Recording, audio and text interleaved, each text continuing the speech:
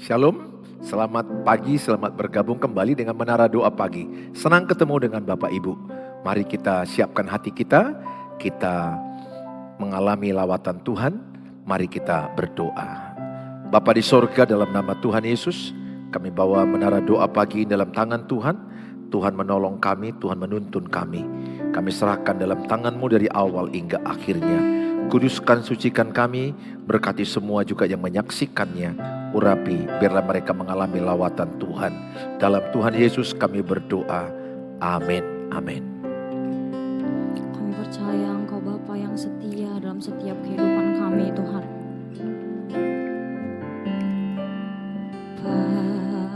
Bapa, Kau setia. Bapa, Kau mulia. Tenanglah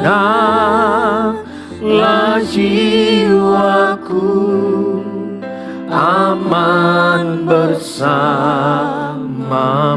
Lebih dari harta, Yesus. Lebih dari harta, Kaulah segalanya. Tenanglah jiwaku dalam hadirat-Mu. Kau tunjukkan kasih setiamu. Kau menyediakan yang ku perlu. Kau setia, Kau mulia, dulu, sekarang, dan selamanya. Kau tunjukkan kasih setiamu. Kau menyediakan yang ku perlu. Kau setia, Kau mulia, Bapa, Kau setia. Lebih dari harta, Yesus. Kaulah segalanya bagi kami, Tuhan. Lebih dari harta, Kaulah segalanya. Tenanglah jiwa kami. Tenanglah jiwaku dalam hadirat-Mu. Kau tunjukkan kasih setiamu. Kau menyediakan yang ku perlu. Kau setia, Kau mulia, dulu, sekarang, dan selamanya. Kau tunjukkan kasih setiamu. Kau menyediakan yang ku perlu. Kau setia, Kau mulia, Bapa, Kau setia.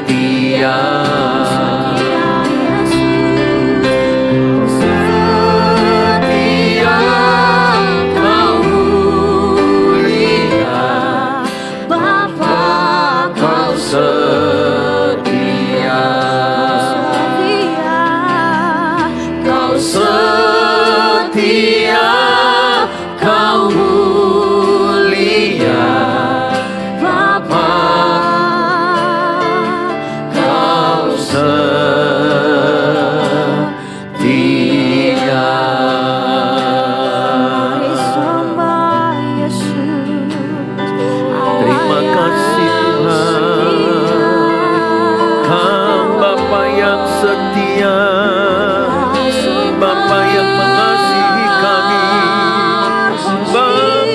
merencanakan yang terbaik bagi kami. Terima kasih buat rencanamu. Terima kasih buat rancanganmu. Terima kasih buat damai sejahtera yang Engkau berikan. Terima kasih Tuhan. Kami bersyukur. Kami bersyukur. Terima kasih rancanganmu penuh damai sejahtera. Rancanganmu penuh harapan.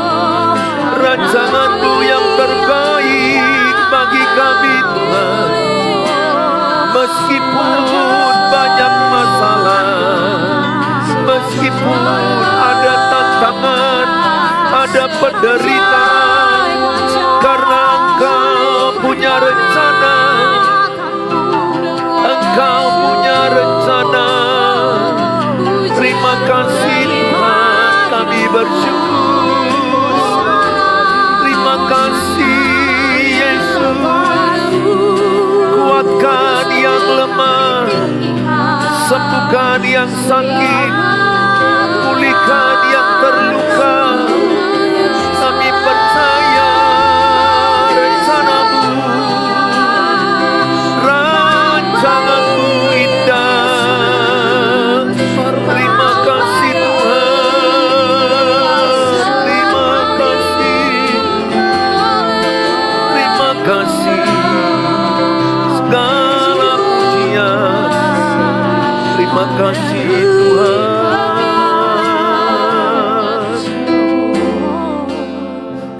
Haleluya. Tuhan Yesus di hadirat-Mu. Amin. Saat ini kami mau datang menyembah Engkau Yesus. Terimalah segala sembah puji kami Tuhan Amin. bagimu Yesus. Dari hati kami nyatakan Tuhan, Bapakku datang menyembahmu di sini. Ku percayakan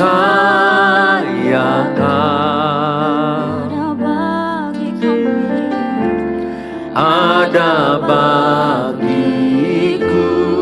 tak usah kami takut ya Tuhan Yesus. Tak usah ku takut, sebab Kau sertaku. Tak usah ku bimbang, Kau di dalamku. Tak usah ku cemas, Kau penghiburku. Saat ku lemah, Kau kuatku. Kami mau nyanyikan bagimu Tuhan. Ku nyanyi haleluya.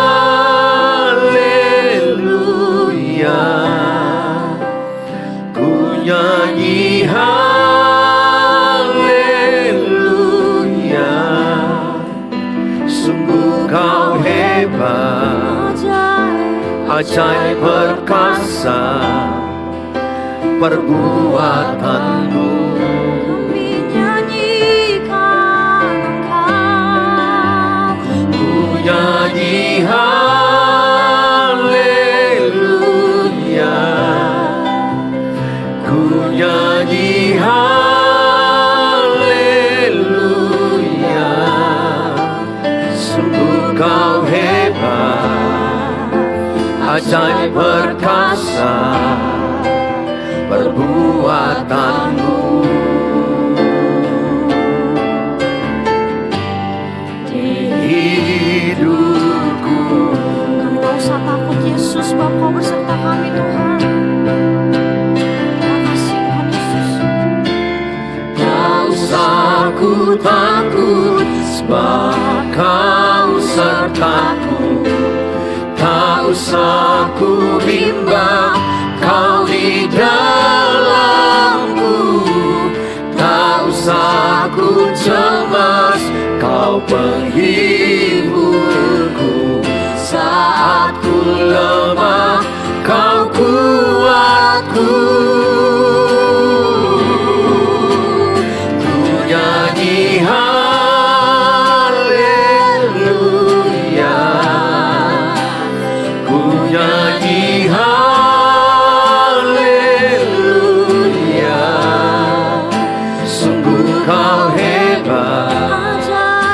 ajaib perkasa perbuatanmu. Kami nyanyi haleluya. Ku nyanyi haleluya.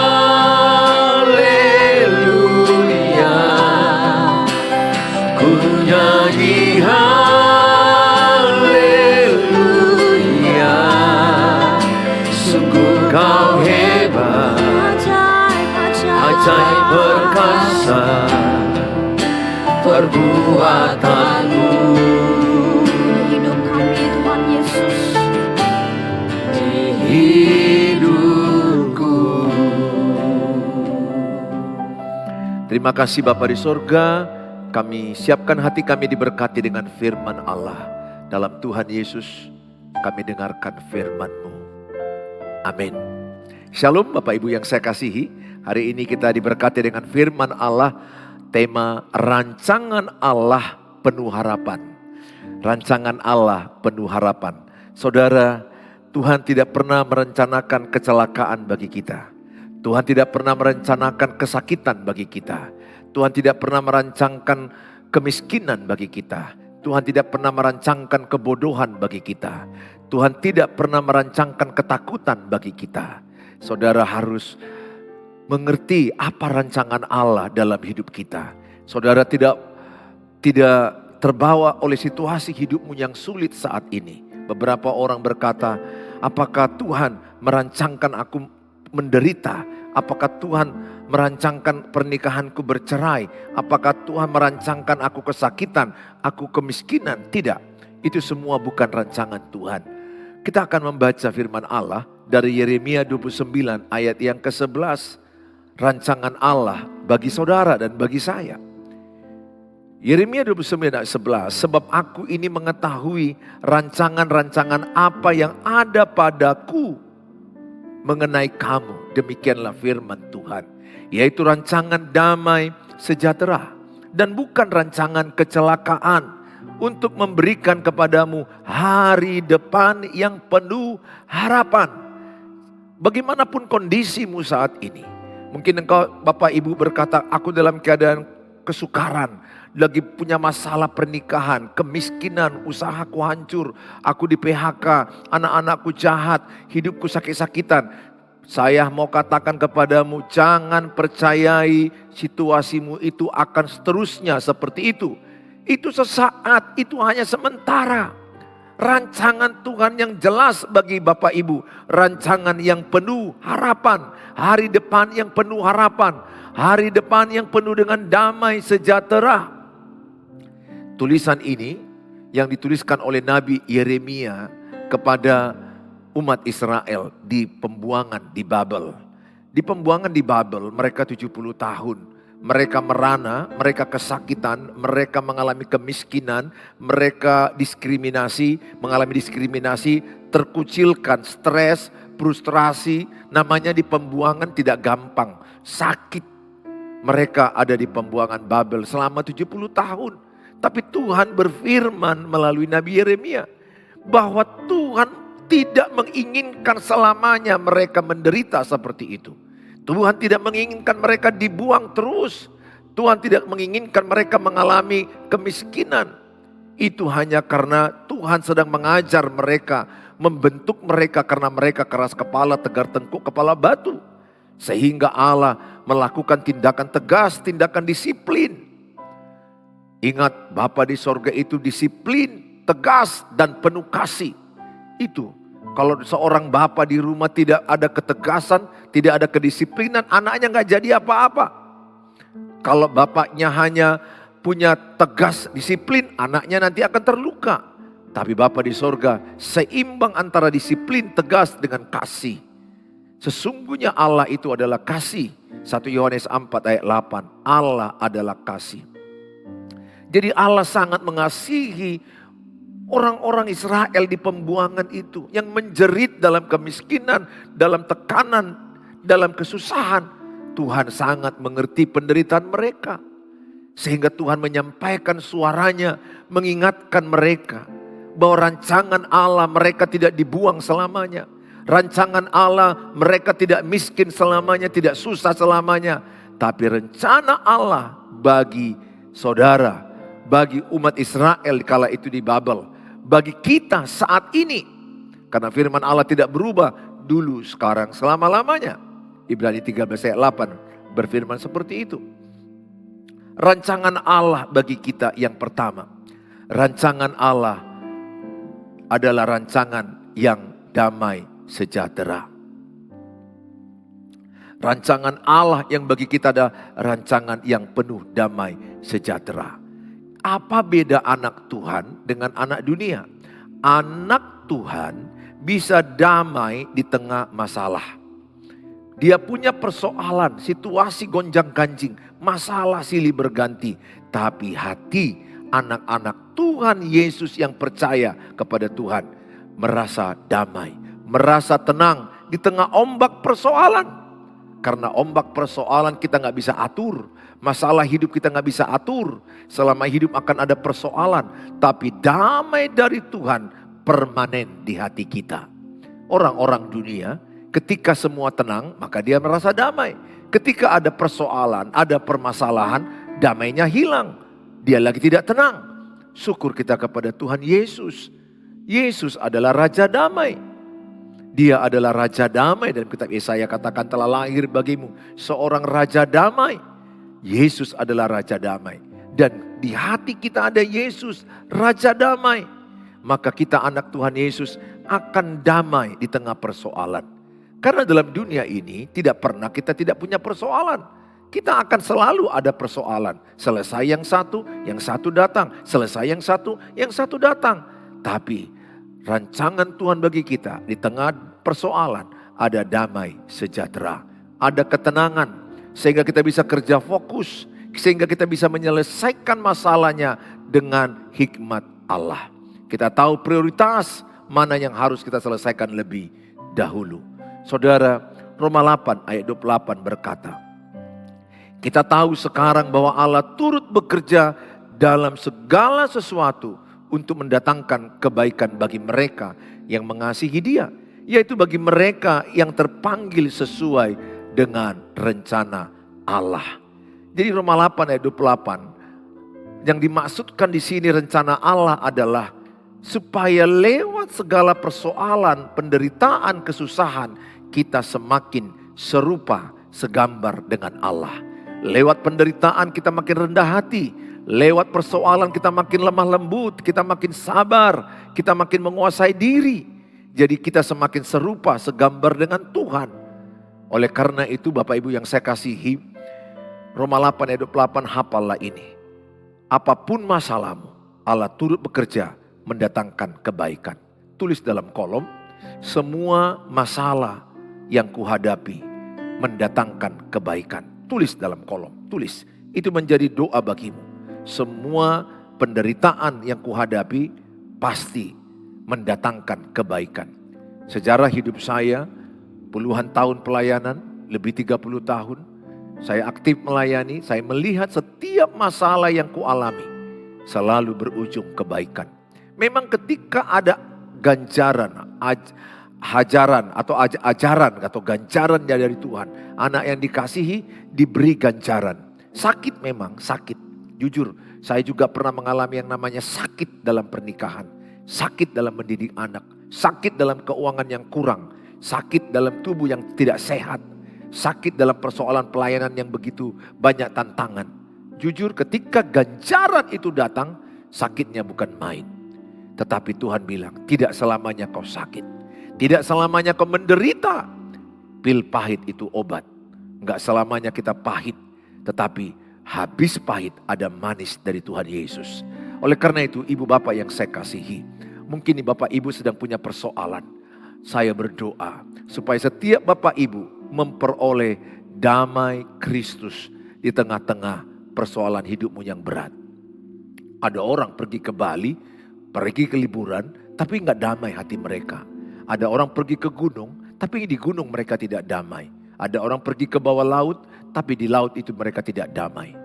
Tahukah saudara di mana damai kita dapatkan? Di Tuhan Yesus.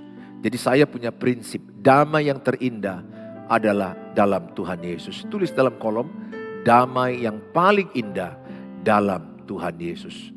Jadi kalau saya baru pulang dari liburan ke arah Sibolga, saya 4 hari di sana, saya liburan, saya melihat pemandangan pulau, laut, pantai yang indah. Tapi saya diingatkan Tuhan, bukan pantainya itu membuat saya damai, tapi Tuhan Yesus dalam hati saya, itu membuat saya damai. Sehingga saya melihat pantai itu indah, pemandangannya jadi indah. Ada orang pergi ke pantai itu belum tentu indah dia lihat. Yang dia lihat itu menjadi kejelekan karena hatinya tidak tenang, tidak damai. Saudara yang saya kasihi, Bapak Ibu yang punya persoalan, apapun masalahmu, percayalah ada damai Tuhan menyertaimu. Yesaya 55 ayat 8 sampai 9. Sebab rancanganku bukanlah rancanganmu dan jalanmu bukanlah jalanku, demikianlah firman Tuhan. Seperti tingginya langit dari bumi, demikianlah tingginya jalanku, jalan Tuhan dari jalanmu, dan rancanganku dari rancanganmu. Saudara, sebab rancangan Tuhan bukanlah rancangan kita, dan jalanmu bukanlah jalan Tuhan, demikianlah firman Tuhan. Semua kita ini tidak mau menderita, semua kita ini tidak mau punya persoalan. Saya pun gak mau sebenarnya jadi pendeta sepenuhnya. Saya kuliah kedokteran, saya kuliah S2 di kedokteran USU, dan akhirnya saya tinggalkan. Saya pun gak tahu kenapa itu harus saya tinggalkan. Tapi di waktu berjalan, saya mengikuti tuntunan Tuhan. Dan Tuhan berbicara di hatiku untuk meninggalkan itu, dan saya sepenuh waktu sekarang. Nah saudara, rencana saya apa? Ya dokter, kalau bisa menjadi orang kaya. Ya itulah rencana orang-orang umum kan begitu ya. Tapi ketika kita menjalani jalan Tuhan, Tuhan merencanakan kita dengan jalan-jalan Tuhan.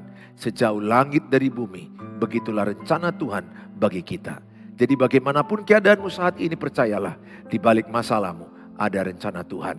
Dan Tuhan sudah berjanji semua pencobaan yang kau alami adalah pencobaan biasa yang tidak melebihi kekuatanmu. Ada janji Tuhan bahwa semua masalah itu sudah disiapkan Tuhan jalan keluarnya. Tidak ada soal ujian yang tidak ada jawaban.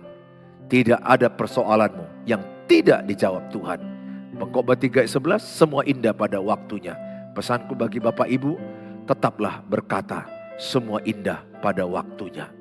Saudara yang saya kasihi, kalau saudara saat ini lagi menderita, mungkin masalah pernikahanmu hancur-hancuran, mungkin berkata, apakah begini kau alami terus? No, saya pernah putus asa di pernikahan.